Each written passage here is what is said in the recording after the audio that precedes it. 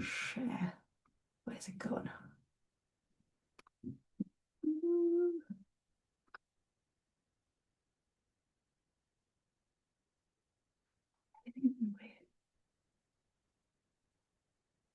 Right, so here we go. And oh God, everything's gone. Right, so I'm just going to get started because I'm super duper nervous and I need to get this over and done with. So, oh, he's free as well.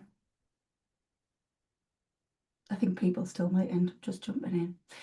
Right, so the title is Understanding Menopause, a Journey of Change and Strength.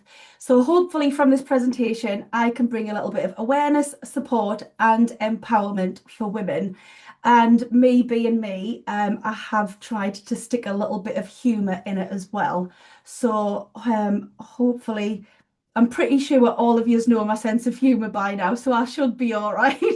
But we'll see if anything's a little bit close to the quick. So this here. Right, so a little bit about me, even though I think all of yous know me. I am just a woman who wants to live a long, happy, and healthy life. I'm obsessed with all things women's physical, mental, and emotional health, longevity, and disease prevention. And now I have the absolute honour of this being my job. Um, so obviously, when it has come into the menopause side of it, this is a massive transitional phase in a woman's life, and it can be a lot of distress can come with it as well. So teaming this qualification up with my mental health and exercise coaching just seemed like a perfect knit. So let's see what we're going to go through. So we're going to explore what is menopause, what happens to our bodies, how our mindset can influence the experience, and how we can thrive through it. So, firstly, what is menopause? So, menopause is a natural biological process.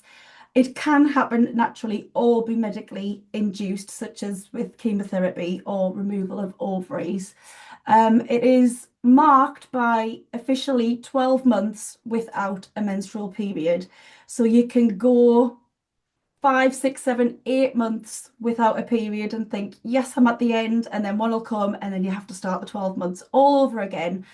So it can be a very long, drawn out time. Early menopause is what we class as before 45, premature is before 40.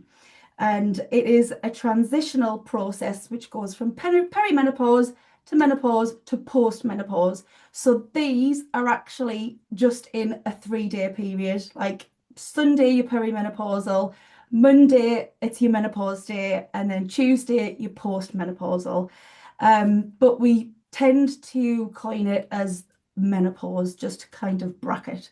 No two women will experience the same menopause transition. So it's much like childbirth, like we'll all have the end product, but we'll all go through it different ways. So although there are a lot of similarities, somebody will have it, it'll be like an absolute car crash, and somebody will just breeze through it. So if you're a one that breezes through it, don't brag to your mates because you'll probably want to stab you. So when does it start and how long does it last? So perimenopause is usually around the late 30s to the early 40s. Your average menopause age is 51 years old, and the transition can last anywhere from a few months to up to 10 years, but the average is around 4 to 5 years. So as you can see, it's not an overnight process. That's why we need to have as much awareness as possible and to become more health focused and focus on long-term well-being. Whereas we're all from the era of where it's like just skinny, like deprive yourself of food and over exercise. That's not helping our bodies in any way, shape, or form. So we want to be focusing on well-being rather than deprivation. So, and then another little fact, you can still get pregnant during perimenopause. So there aren't as many eggs kicking about, but they can still be fertilized. So if you don't want any children, just be aware. the magic can still happen. So this bit looks like a little bit, it's going to be a lot of it. So the symptoms, so there's the body and mind connection, and we kind of group them into different areas. So you'll have the physical, which is the hot flashes, the night sweats, irregular periods, weight changes, and not necessarily just weight change, but the weight distribution. So your fat gets distributed differently, but you could still be the same weight. So that should have said fat distribution. The cognitive, which is your brain fog and memory lapses. So, but I do actually put this down to overstimulated brains as well, because yesterday I went upstairs to get my purse to pay for the extension of my Zoom, and I saw that my hair towel was hanging over the banister. So I was like, oh, I'll put that away because that'll be dry. And then I ended up doing something else. I think I put my Fitbit on charge. And then I went into my room and I cleaned my ears out. And then I heard my phone go. So I came downstairs and checked my phone and then came and sat back in here and went, oh shit, I didn't get my purse. So I did just go get my purse again. So yeah, I think we are overstimulated with other things as well. But obviously, memory things do happen as well. And then there's the emotional side of it. There's the anxiety, mood swings, and depression-like symptoms. Um, it is also, so I think I'm the only one on the call with a teenage girl. I know Karen, you'll have went through it. But Alithia she's like at the other end of it, and I'm noticing all of these emotional symptoms with her, and she's kind of like she'll get upset and then she'll get angry and then she's shouting and she's got this constant breast and bitch face, and you'll ask her what's wrong and she'll literally tell you she doesn't know what's wrong. There's nothing wrong. I just don't know what's wrong. So it's seeing it from both sides from a different perspective now, because I can't actually remember going through adolescence and starting my periods. I just remember my mum always going to us, you due on, and yeah, I can tell you bloody due on, because the attitude that clearly came along with it. So yeah, I'm seeing that now. And it has actually been kind of like kind of the what is it? Adolescence and menopause. So they come in and they come out. They all kind of have the same craziness going on within the body. The body's trying to adjust to what it is going to be like. So, as you can see and understand, that many symptoms overlap with mental health conditions, which is why women are often misdiagnosed. So, these is another list. So, I wrote all of these down from this wonderful little book. And so this breaks down even more symptoms, which is the psychological symptoms. So we have the lack of self-esteem, the lack of self-confidence, irritability, low mood, depression, lack of libido, sleep disruptions and insomnia, forgetfulness, brain fog, wow, Tony, lack of focus and concentration, hazed memory, inability to think clearly, and verbal slips or unable to articulate things correctly. I always think that the best ones that I used to like was like when my nana would go through every kid or grandkid in the family before she got round to me finally, which is always quite funny. But yeah, there's all of those ones which are psychological elements. And then we have the physical symptoms, which are irregular periods, bladder irritation, urgent stress incontinence, dry skin, hair loss, digestive problems, itchy or watery eyes, general itchiness over the scalp, face, and limbs, a change in taste, change in voice, mouth ulcers. So we've got bleeding gums, tooth loss, and nerve pain, as I have just discovered this week that there's actually estrogen receptors in the mouth as well. Crawly skin and electric shocks and achy, heavy legs. And if you think we're done, lasses, we're not. We've still got more to go. So we have the vasomotor symptoms, which is your heart palpitations, your headaches, night sweats, and the hot flashes. A little top tip that I've probably came across, and it might actually just be what you presume to be normal anyway.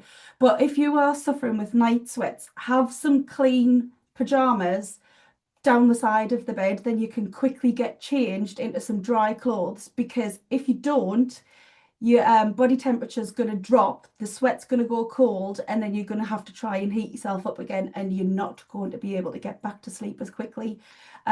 So get changed into some dry clothes, and you should hopefully be able to get back off to sleep. Fingers crossed. If you don't look at your phone. And then the downstairs symptoms, we have dryness, soreness, vaginal prolapse, reoccurring UTIs, discomfort during sex, and pain and when sitting and exercising. So as you can see, there is a shit ton of different things that can go on. And these aren't conversations that we're having.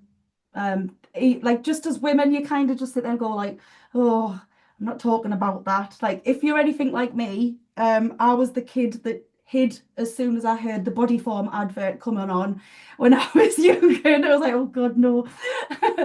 So yeah, my aim is to try and make all of this just a normal conversation where we can discuss it and people don't feel scared. So yeah, I'm seeing a lot.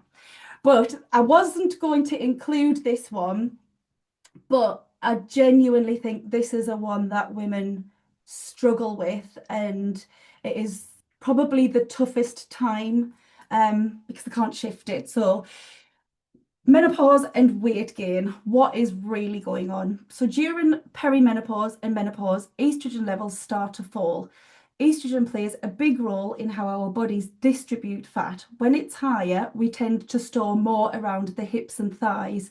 So think of the teenage girls where they start to develop the boobs and the bum and the legs, the bit of shape. But as the estrogen drops, our fat distribution patterns shift towards the abdominal area, which is why many women notice an increase in belly fat. So this is the fat that is surrounding the organs as well. So you'll probably realize, like, they'll say I've lost my waist and all of that. So that's where it starts accumulating around the midsection. So at the same time, we are naturally starting to lose muscle mass. So this is a process called sarcopenia. Muscle is metabolically active, which means it helps you to burn calories even when you're resting. So less muscle means a slower metabolism. So you may gain weight even if your eating habits haven't changed. So what used to work for you is no longer working. This is why I am so driven towards teaching women how to resistance train, because your muscle mass is so important, not just for your age and body, but it is going to help you to keep your metabolism as high as possible when your muscle mass is naturally depleting. And then to add to that, lower estrogen levels can also influence insulin sensitivity. So it makes your body more likely to store fat, especially if you're under stress or not sleeping well. So cortisol, our stress hormone, encourages fat storage around the middle also. So I'll always say a stressed woman will never lose weight. So don't try. Like, deal with your stress and your sleep first, and then start dealing with the other issues. So awareness can bring us power. So I am a firm believer of the mindset shapes experience. It shapes everything. It's not just this topic, it is your life. How your perception of things is going to dictate how you go through life. So if you are fearful and stressed and worried about this transition, you probably will end up with worse symptoms. And if you feel quite positive towards it and you have the knowledge and the understanding, you'll have more resilience and control over things as well. So your perspective has power, and awareness can transform menopause from something to fear into a stage of growth. So there's a couple of things later that help you to understand that a little bit more. So this is the one that I don't want to shit on the NHS, but medical gaslighting of women. For years, we've been told it's just stress. and dismissing the symptoms, giving antidepressants instead of hormone therapy, or even having a conversation regarding hormone therapy. A couple of little bits of statistics here. There's only 20% of doctors feel well trained in menopause care, and 41% of medical schools don't even have a mandatory menopause education program. So you could actually be going to see your general practitioner and they haven't got the foggiest. That's why if you go in and you're like, I just want to kill everybody, they're going to go, right, take that and I'll see you because I don't know how to deal with it. So too often women aren't listened to, but that is changing. There are so many females out there now advocating for women's health and trying to get our voices heard and bringing it to be more talked about. And hopefully we will end up with louder voices.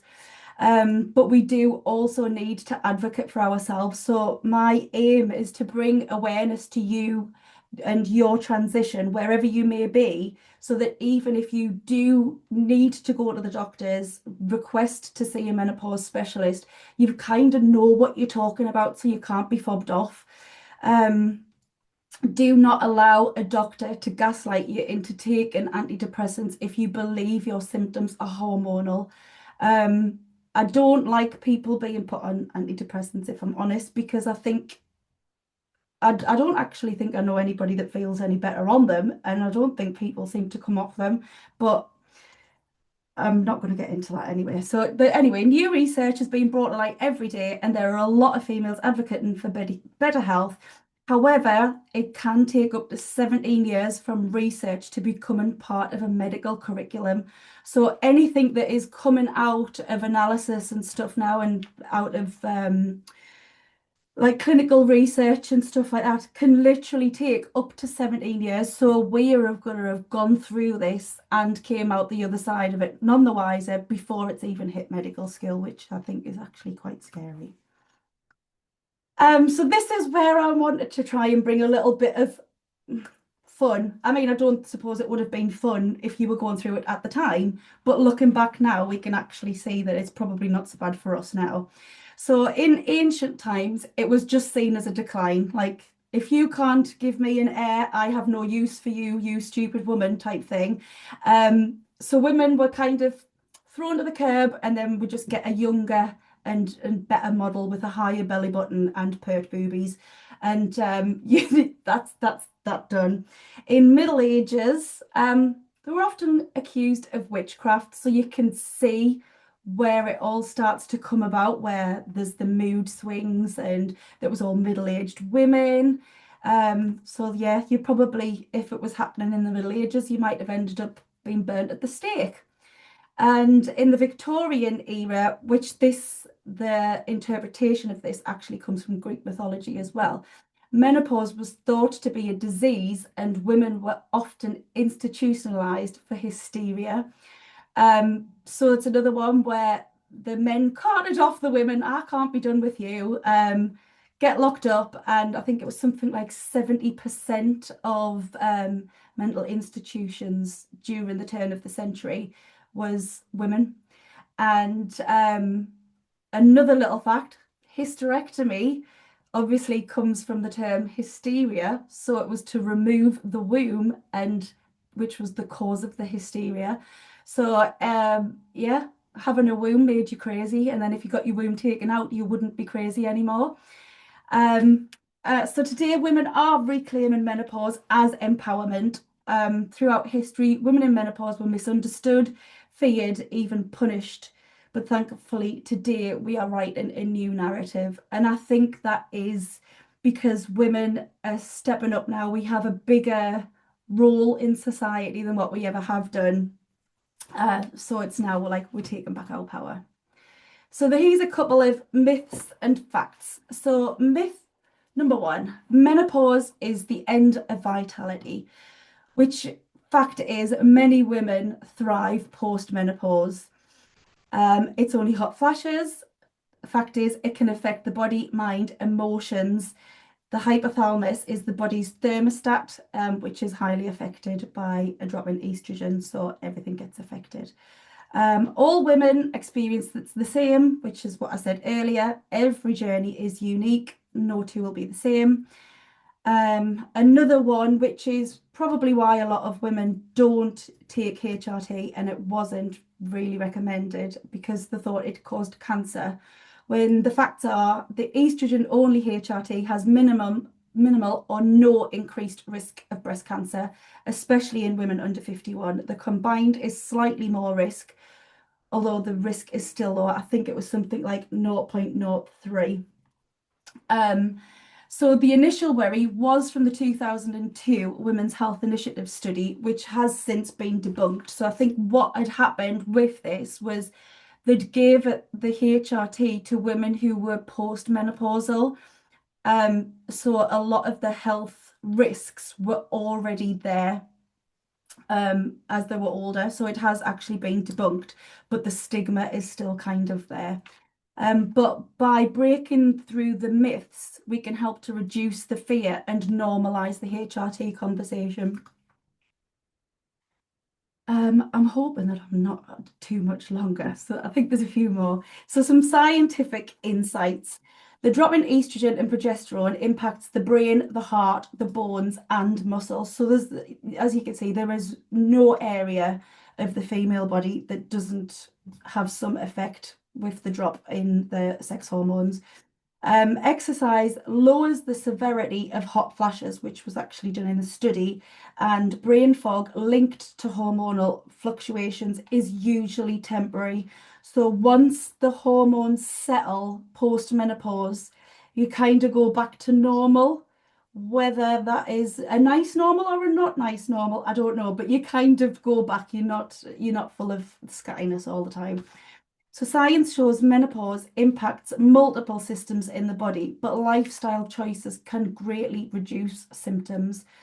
Um, I think I've just kind of put things everywhere, but women are 51% of the world's population, yet only 5% of global research and development goes towards women's health, and 4% of that is for cancer or cancers. And then these are some UK ones that I pulled together. So in the UK, approximately 2% of medical research funding is spent on pregnancy, childbirth, and reproductive health. That figure hasn't changed in decades, with as little as 0.3 attributed to menopause. So this data is from 2020, 2022 and 2023. 82% of UK women will bear children, but 100% will go through menopause. So every woman will go through menopause, yet there's only 0.3% of medical research funding being put towards that, which I think is disgusting. Unemployment due to menopause costs the economy 1.5 billion per year, with approximately 60,000 women not being in employment full stop due to symptoms. So this is not even including sick days. Um, this statistic is one of my sad ones. Between the ages of 45 and 55 is the highest rates of female suicide and divorce rates. So this is where they don't know what's going on, their partners don't know what's going on, they can't handle it. And because it's not openly spoke about, people are trying to deal with it on their own, and they can't. Um, and poorer access to health services in areas with higher ethnic diversity and deprived areas. So basically, like, we're shit on because we're women, the colour of your skin, and where you live. There is all of this that's going on. So when we've got exercise and movement, these is how like the different exercises can help. So strength training prevents bone loss, which is osteoporosis, thin and fragile bones. Falling and breaking a bone could potentially be the end of a life as you know it.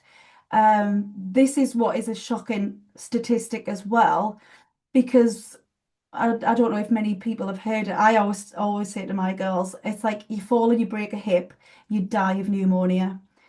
Because once you're in hospital, everything starts to atrophy, and then you catch pneumonia and your body's not strong enough to get over it. So I am all for prevention rather than cure.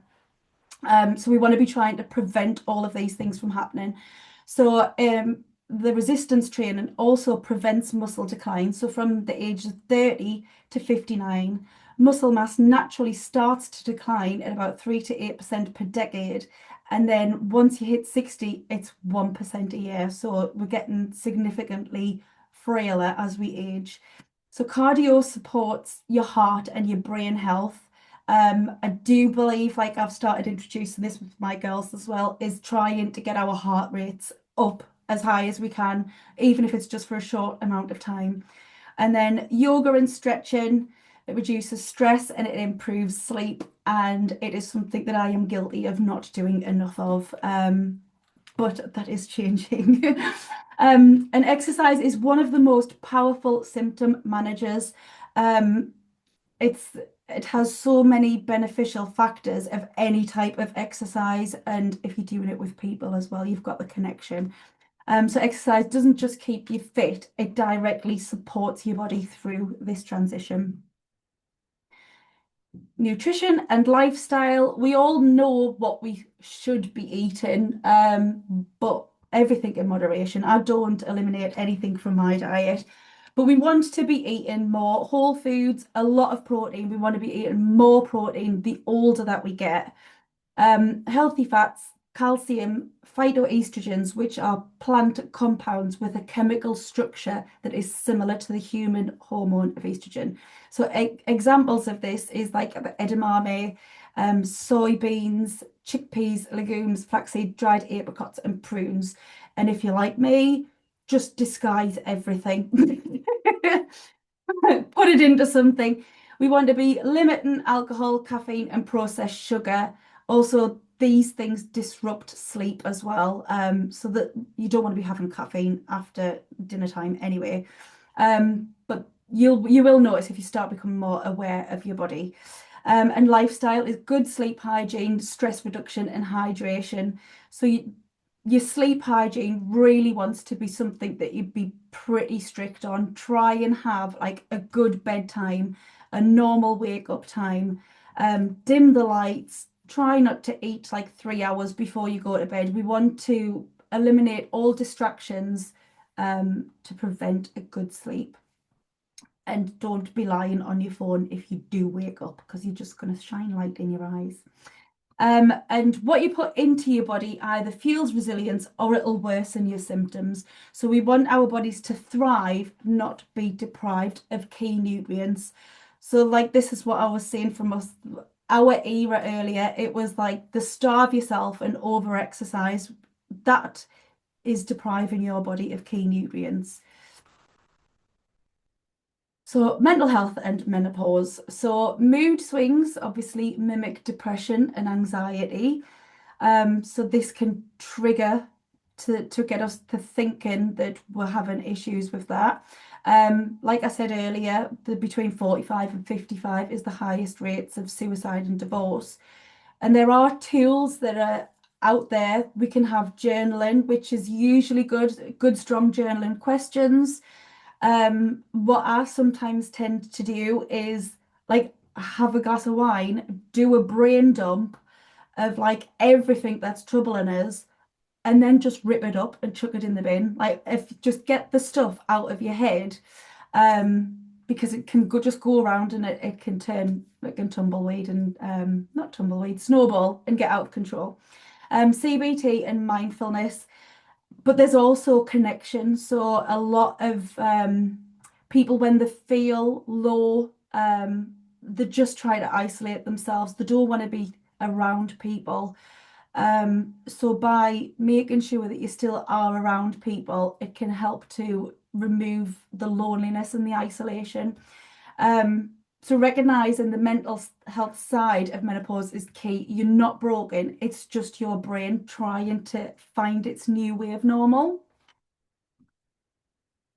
So building a positive mindset. So this is like sunshine and rainbows. This is me.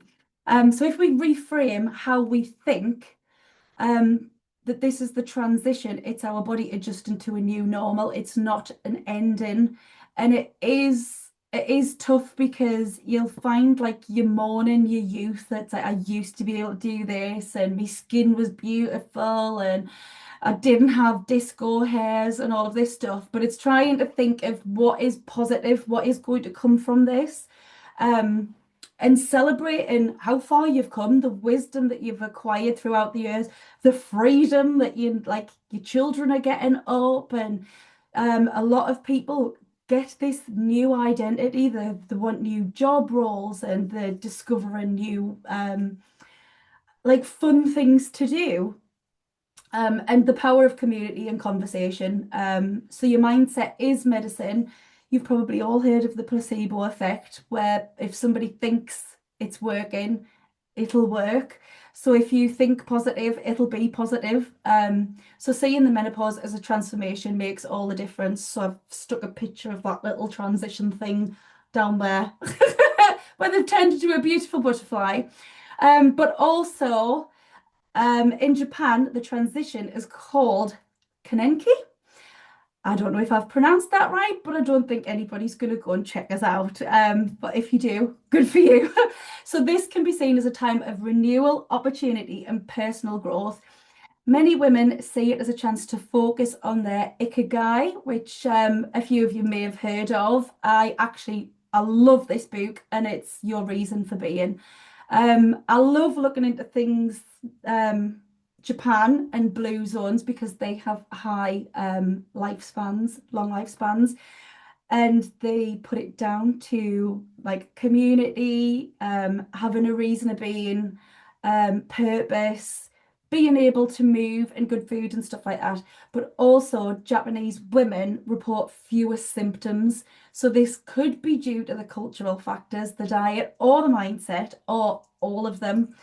And I even saw perimenopause referred to as cougar puberty the other day. So if you're a hottie in your 40s, or if you're not a hottie in your 40s, but you're single, if you just tell yourself you're a cougar going through puberty, I'm sure you're going to feel pretty good about that as well. So how do we thrive through the transition? So you want to be combining movement with a good nutrition and a mental well-being plan. Creating a personalized menopause wellness plan, or you can do it with your friends, like kind of come up with something to brainstorm together. But focusing on self-care, self-compassion, and strength. We literally want to be thinking strong, not weak. Like when it comes to the gym, I always say we're building strength, we're not losing weight. I don't care about your weight, I want you to be strong. So this is about building your own roadmap to thrive through menopause, not just survive it. But it's not just about menopause, it's the later life. Because there is a life after that that we still want to have. So awareness can bring a new plan, or just a plan. I was saying to myself, because I talk to myself quite often, that before I've done all of this research and the courses and the books and looking into it, the podcasts and stuff, I didn't have a plan. I didn't know what to expect. But now I have a plan. So it's just kind of sticking to the plan. And another little bit of useless information. Women's retirement age has increased from 60 to 67 in the space of 18 years. So, will we actually ever get to retire in our lifetime, or be strong enough and capable enough to enjoy it? So, now pension contributions are compulsory, and you may not get it if you don't look after yourself, or it's going to be paying for your home. So for me, I'd rather stick my middle finger up to the government and say, I'm going to make sure I get my pension back. So this is a little bit of how I can help. So I am a little bit of a different type of coach. I'm not about weight loss. I am about the cartwheel and granny. So my programs are a little bit different. So I'd look at the exercise, which is to help you build a strong and resilient body and give you energy, oh, and energy to give you back that energy. Right, correct that one, Tony, if I ever do this again. Helping you with nutrition. So by teaching you how to fuel your body to help you to feel good and let go of the diet mentality. Because way too often when I first start working with ladies, it's like, I can't have this, I can't have that.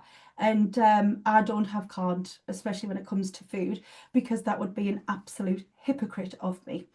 And the mental health side of it, obviously we have the mindset strategy. Oh, I'm piss off. I give up with that one. Getting late. To help you work through struggles and have improved mental health. And then obviously the menopause element of it is I try to keep up to date as much as I possibly can with all evidence-based guidance to help you understand and to navigate your symptoms as best as you can, or just to help you to understand what's coming your way and what's the best thing that you can do when it does come. But I'm also like, well, the longevity. So by linking all of these together, you're given the future version of you the best opportunity for a longer and healthier life. And then obviously I am very invested in it also. I am learning the new science as it's coming out, and applying it as and where I can.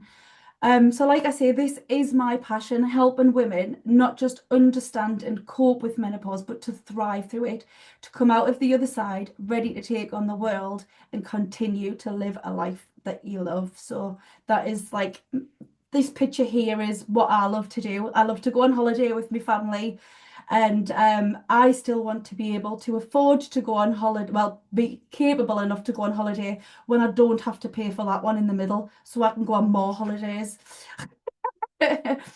And that is it. I have finished it. So thank you so much for your time. I don't know if you want to stay on for a couple of minutes and have a little chat and tell us that I wasn't as nervous as I looked I was, or anything, but we're done with the presentation. So I'm going to stop the share now, and then I can just open it up to you if you'd like to chat. I just want to say you'll never stop paying for that one in the middle, FYI. It will be for the rest of your life. So count that one out, I'm afraid. Worth a try. One day, I'll just not have to take her with us anyway. We can stop going on Well, holiday. maybe that's what I thought, but she's still coming. So was that beneficial for everybody?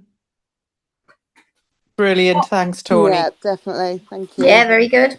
What was something that shocked you? The lack of research, I think, medical research, It's shocking, isn't it? really bad. I mean, I've done more research for this presentation than probably a doctor's doing for somebody coming in. Lytton?